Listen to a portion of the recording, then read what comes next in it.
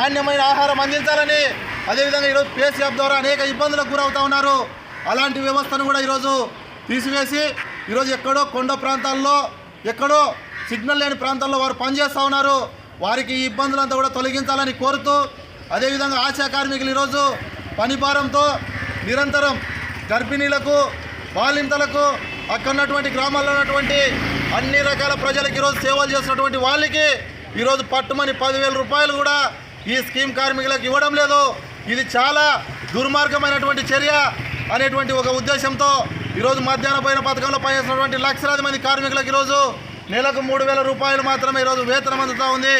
వీరికంతా కూడా మీరేమి supreme court guidelines ఇచ్చింది.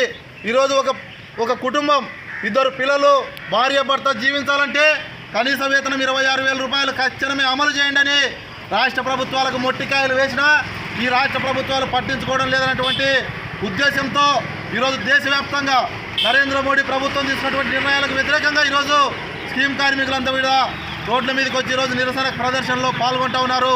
అందులో భాగంగానే ఈ సమస్యల పరిష్కారం కోసం మొన్ననే ఢిల్లీలో పెద్ద ఎత్తున స్కీమ్ కార్మికుల ధర్నా జరిగింది.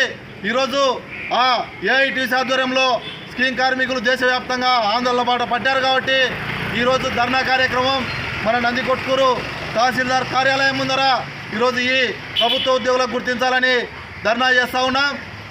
గత ప్రభుత్వం ఎస్మా ప్రయోగించి 45 నుంచి 50 రోజుల సమ్మె చేసి ఆ రోజు సమ్మె దగ్గరికి వచ్చినటువంటి చంద్రబాబు నాయుడు కానీ, నారా లోకేష్ కానీ, మినిస్టర్లందరూ కూడా మీకు ఈ ప్రభుత్వం అన్యాయం చేసింది, మేము న్యాయం చేస్తాం, మీకు వేతనాలు పెంచుతామని ఆ రోజు మన దీక్షా శిబిరాల దగ్గరికి వచ్చి మండల స్థాయి నాయకుడు, గ్రామ స్థాయి నాయకుడు వచ్చి మన దగ్గరికి హామీ ఇవ్వడం జరిగింది. ఎక్కడ కూడా హామీని అమలు చేయలేదు. కాబట్టి మీరు ఇచ్చినటువంటి హామీ ఏదైతే ఉందో 6 నెలలైంది వాళ్ళకి వెళ్ళి వాళ్ళకి కనీసం వినతి పత్రం కూడా ఈరోజు సానుకూలంగా స్పందించే పరిస్థితి లేదు. కాబట్టి చంద్రబాబు నాయుడు గారు మేము సమ్మెకి వెళ్లకుండా ఇప్పటికైనా మీరు ఈ సమస్యలు పరిష్కరించాలా, వేతనాలు పెంపుదల చేయాలని కూడా ఈ సందర్భంగా కోరుతా ఉన్నాం. అందులో భాగంగానే ఈరోజు తహసీల్దార్ కార్యాలయం ముందర ఏఐటీసీ స్కీమ్ వర్కర్స్ యూనియన్ ఆధ్వర్యంలో ధర్నా నిర్వహించడం జరుగుతూ ఉంది.